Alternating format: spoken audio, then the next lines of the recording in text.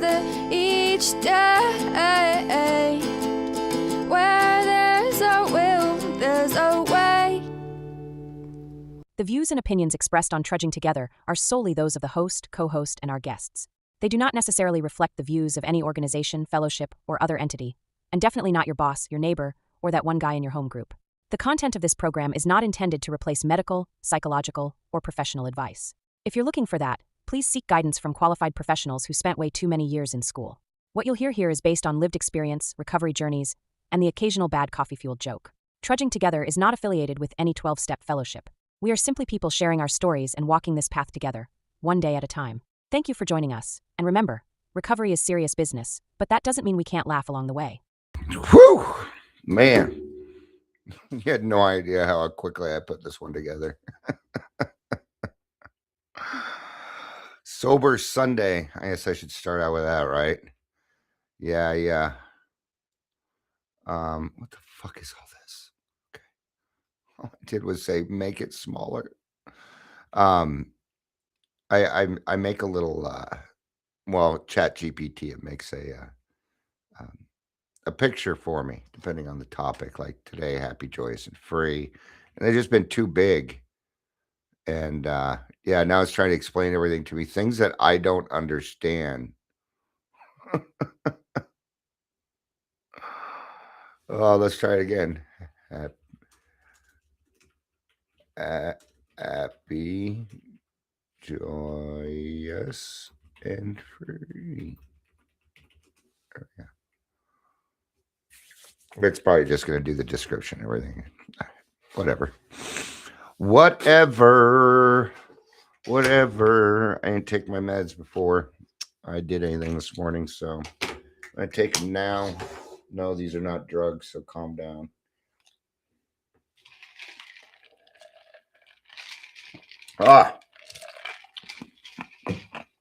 Late. We're run sound at church today, so I haven't had to change shirts. I still got my church shoes on though. Okay. Change those. I don't wear these shoes very often. They're comfortable though. Comfortable. I hope everybody's having a good day.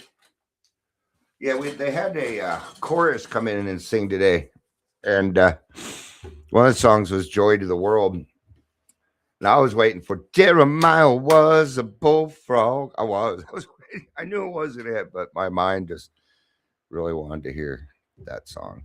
That isn't what they sing though, but it's still what's going through my head. So today's not going to be too awfully long. I usually like to hit a 1 o'clock meeting. On Sundays, there's a meeting I go to at 1 o'clock. So I always like to hit that, and then the Bronco game. So let's kind of get to it. Hi, Heather. It's good to see you. All right. So we're gonna go to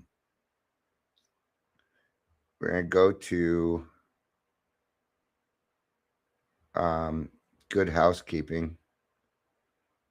We'll go with silly, corny jokes today. All right.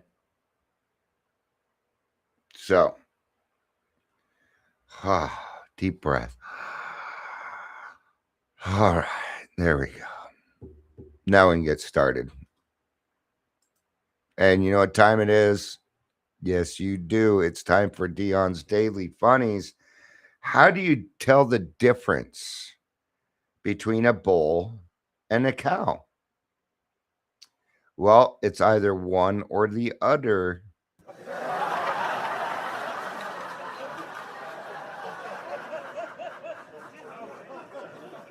Here a little bit so I can get the full use of my soundtrack.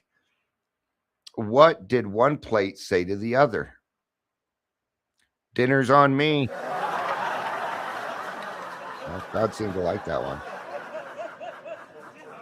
Why do hummingbirds hum? Because they don't know the words. No, they don't know the words. That reminds me of an SNL skit This was back in the 80s, I think it was. And the skit was all your favorite Beatles songs you almost know. Right. And they're like, hey, Jude, don't make it sad. It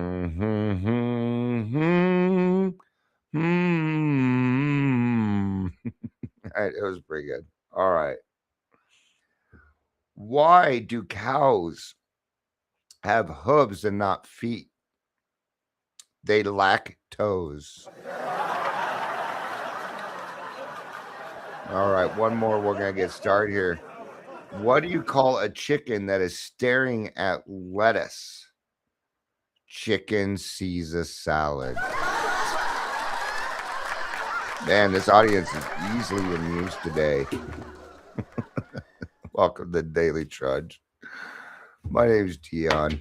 I'm your host. It's Sunday. Church is lucky I even did that.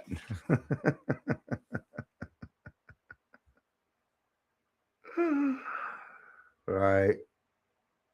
All right. Okay. All right. So, welcome to Daily Trudge and stuff. My name's Dion. I'm your host. If you're here, please say hello. Whether you're watching the live or the rewatch, that would be just spectacular. That would be great, man. If you could just say hello. All right. So, being happy, joyous, and free isn't something you chase, it is something that you become. It is a dividend. It is something that you get out of accomplishing work in the program. In fact, I just had somebody reach out to me and they said, what do I need to qualify to tell my story?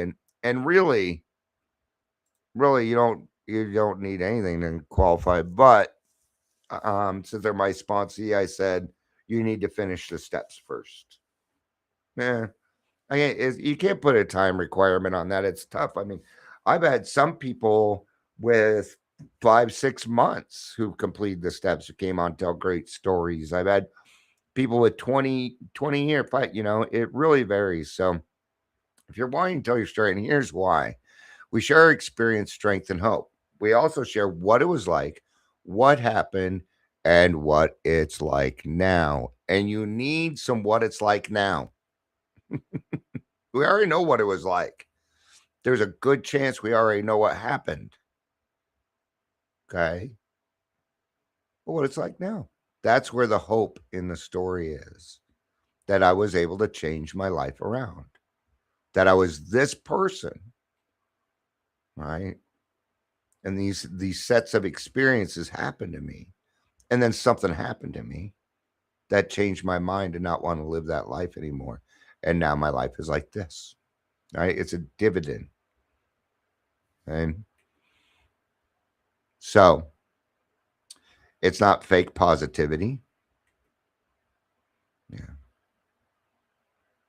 No. A positive attitude is not necessarily happy, joyous, and free, but it can lead to it. But what they're saying here is this. A good attitude does not solve your problems. It just means you have a good attitude. There is something called toxic positivity where you just use positivity in order to become it doesn't work. It doesn't solve your problems. I'm glad you have a good attitude, but it's not real. That's why it's calling it fake positivity. It is not constant excitement. I'll hear some people that, oh man, I've been on a pink cloud for months. Have you? Or you just experience a new life? Okay. Now, if you're having one that long, I don't know. I could really argue with it. I'm not going to argue with that. But are your feet firmly planted on the ground? Because if not, having your heads in the clouds for that long, here's my payment for running sound, made a cool $20. And I would turn it down, but they're old ladies and have yeah. Have you ever tried to turn money down from your grandma? Yeah, it doesn't work. So now I just take it and say thank you. Because I do it for free. But the $20 is nice. It's nice. So, yeah. So it's not emotional perfection. It's not denial of pain. It's not reward for good behavior. It's not about feeling good all the time. That isn't how life works. In fact, if you have friends that are nothing but happy all the time, you might want to check in on them because there's a good chance they have depression.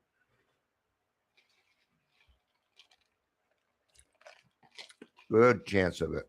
Right. So, all right. So we're going to go ahead and get to the big book here. And we're going to be on page 132 is where we're going to start. Okay. In the family afterward. We have been speaking to you of serious, sometimes tragic things. We have been dealing with alcohol in its worst aspect. Yeah. We talk about hard things, man. we talk about things that you can't go to your local club or bar or something like that. You ain't gonna get these same conversations. What is that? Oh, it's a cat toy. All right. So not only that, but we're facing hard things, and alcoholism is not an easy thing to face. Right? Not including the stigma and everything else, right? But then it goes on to say we are not a glum lot. Look how much I laugh here. Come hang out at the grassroots meeting, then stick around for the parking lot meeting. We do nothing but laugh. Actually, during the whole meeting, we laugh. No, we're not a glum lot. We're free. Why do I get to laugh at these things? Because I'm free. I'm free of the bondage of self.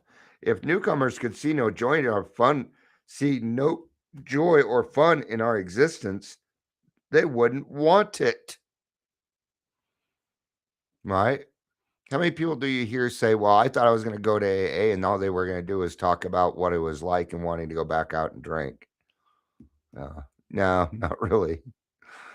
You might go into some rooms it's like that, but I'm not there. Right? In fact, the only time I even really talk about alcohol is when I do these or, well, yeah, I'm dealing with alcoholism all day with other people and stuff. So I guess I think about it more, but I don't think about alcohol itself. It's alcoholism. I just can't find the right level of heat here. So I'm going to remove one shirt. All right. I'm from Colorado. We dress in fucking layers, dude. I don't care what day it is. Sorry about the fan. You could probably hear it. We absolutely insist on enjoying life. We try not to indulge in the cynicism over the state of the nations, nor do we carry the world's troubles on our shoulders. When we see a man sinking into the mire that is alcoholism, we give him first aid and place what we have at his disposal. For his sake, we do recount and almost relive the horrors of the past. But those of us who have tried to shoulder the entire burden and trouble of others find we are soon overcome by this. Okay. There's a few things in there. All right. Life gets pretty exciting because now we get to start doing the things that we weren't capable of doing before. Or maybe just we didn't because we didn't think we were worth it. Hobbies or spend, we didn't get sober not to spend time with our kids, right? Spend time with our family, be a part of. The key is this: when you're going somewhere, in this case, do bring the best attitude that you can. Our job is to go and make it better. We're gonna do it, and if you can't make it better, if your attitude sucks and you can't make it better, then just shut your fucking mouth. Yeah, that's my plan on Christmas. I'm not sure if I can. I'm not sure I have it in me to go out of my way to make it better for everybody else. I'm tired of being a codependent, so I just can keep my mouth shut. I have that, doesn't mean I'm gonna have a bad attitude, but it's gonna be hard to get any conversation out of me. I can tell you that. All right. So then, but those who have tried to shoulder the entire burden, watch how You have to watch how attached you get to people. Right? I'm going to let you know now, until you have like 30, 60, 90 days, I don't even memorize your name. I don't even try. It might stick in my head or something. I've met too many people. And I ain't putting you in my phone for a while. Your number will be in there. It'll show up on caller ID or whatever. I'll be like, oh, I might have text. But I don't put you in my phone book. Not for a long time. Mm-mm. Just a lot of people don't make it. And I don't want my phone, who's this? Who's this? Who's this? Then I got to go back and clean it. Yeah. So it's just kind of how I am. So we think cheerfulness and laughter make for usefulness. Outsiders are sometimes shocked when we burst into merriment over a seemingly tragic experience out of the past. But why shouldn't we laugh?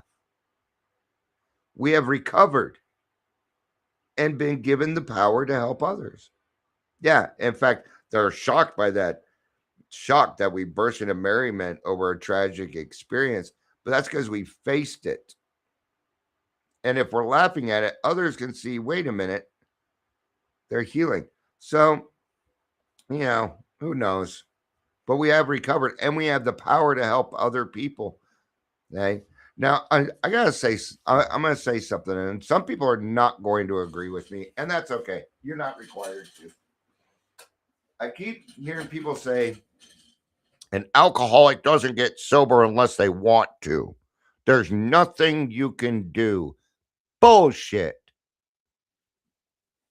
Bullshit.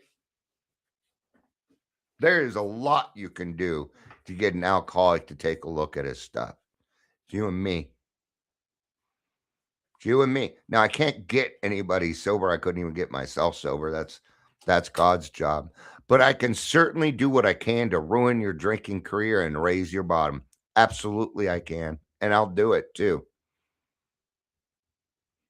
I ruin a lot of drinking careers. I love doing it. I know it sounds mean, okay? But I'm the kind of person, this is what I was taught when I got in the program. You can lead a horse to water. You can't make him drink, but you can shove his fucking head in there and make him wish he did. Okay. Now, to you, that doesn't sound like love because you're probably still sitting in trauma, but it is love. Because, see, God gave me the courage to do it. And yes, if I need to say, and what is that? It's confronting them on their okay, on their behavior. No, their behavior is not good. Sure, I understand where you're coming from, but that still doesn't mean it's okay. See, we alcoholics get to say things other people don't. So when I hear other people saying there's nothing you can do, what I hear is I didn't do the work. That's what I hear you saying. Because people that don't do the work cannot do it. So that's what I hear you saying. Let's go do the work. And then that won't be pliable anymore. Everybody knows that those in bad health and those who seldom play do not laugh much. So let each family play together or separately as much as their circumstances warrant. We are sure that God wants us to be happy, joyous, and free. And I am absolutely convinced of that. We cannot subscribe to the belief that this life is a vale of tears, though it was just that for many of us. But it is clear that we made our own misery. God didn't do it. See? So what did I do? I stopped creating misery in my life. I stopped doing it. I'm not saying it doesn't still crop up. It does. But then I take care of it right then and there. Okay? And I do something different. Avoid then the deliberate manufacture of misery. But if trouble comes, cheerfully capitalize it as an opportunity to demonstrate his omnipotence, not his omnipotence. Because he's a potent, right? His omnipotence. And what does that mean? Well, it means living a better life. It means that I had a sign that was set up here for a while as a Club Trudge, right? But everything that I do has a mantra to it. And the mantra is leadership by example. And that's what I do here. If I make a mistake, I take care of it. I don't edit for that very reason, that I need to be a good example, right? So remind yourself that you deserve to be happy, joyous, and free today. It's okay. Give yourself permission to have a better day. And if you're having a hard day, start it over. Just start your day over. You do that whenever you want, even right before you go to bed, whenever you want. Even in the middle of your football game and you're losing, you can still start your day over. All right. So, all right. I said this was going to be a pretty short one. So, and it was. So, thank you everybody for being here. I appreciate it. I love you. You know I do. Peace out.